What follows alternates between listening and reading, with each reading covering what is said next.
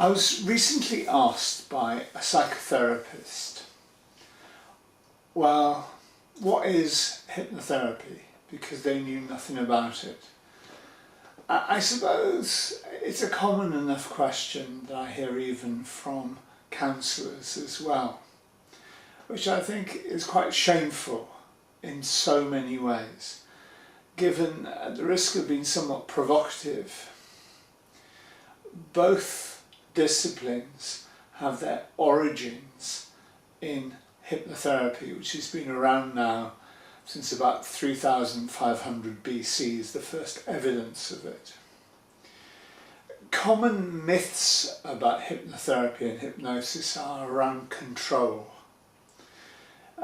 Clearly, why would anyone want to take control of another human being? What hypnotherapy does is free people from the condition they have, which seriously impacts on their lives at present. People often say things like, oh, you're going to be putting me under or putting me to sleep. And what I always say is, no, it's the undertaker that puts you under, and it's the vet that puts you to sleep. What I do with people is track the origins of their problem, remove those limitations and enable people to succeed again, whether that be in business, whether it be in sport, or whether it be in their personal lives. I think the fact that there is so much ignorance in the talking therapy, if I can put it, industry, I think is a bit like saying that, you know, oh, I enjoy bread, I enjoy meat, but not seeing or accepting that farmers actually exist, which is a ludicrous state of affairs. Hypnotherapy is one of those things that's in our everyday lives. A really common experience of it is when you go to your supermarket and there's a wonderful smell of bread. And as you near it, some of us are actually tempted to buy it. And of course, when we get home, it's never as good as the smell that we encountered.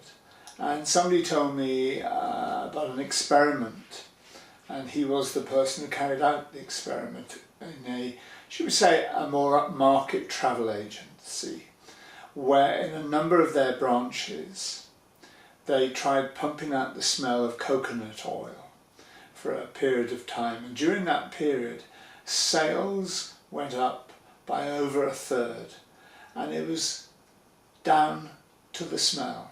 So hypnosis is something we encounter every day. The other common myth about hypnosis and hypnotherapy is that somehow here's consciousness and here's the unconscious, and that somehow the two are flipped when you induce hypnosis. Well, nothing could be further from the truth. What really happens is, if this is consciousness, then our unconscious dips up and below all day and every day. And a very common example of this, I'm sure you, like me, have been with friends and somebody says something and everyone goes, oh no, too much information, because what's happening there is their unconscious is coming to the fore and they're actually making a very personal comment. In terms of the way hypnotherapy can actually produce such fast changes, is that when we store memory, we don't store it neat. We don't store it as one object. We generally store it in at least two parts. The part that consciously remembers the event, and the part which has the emotional content.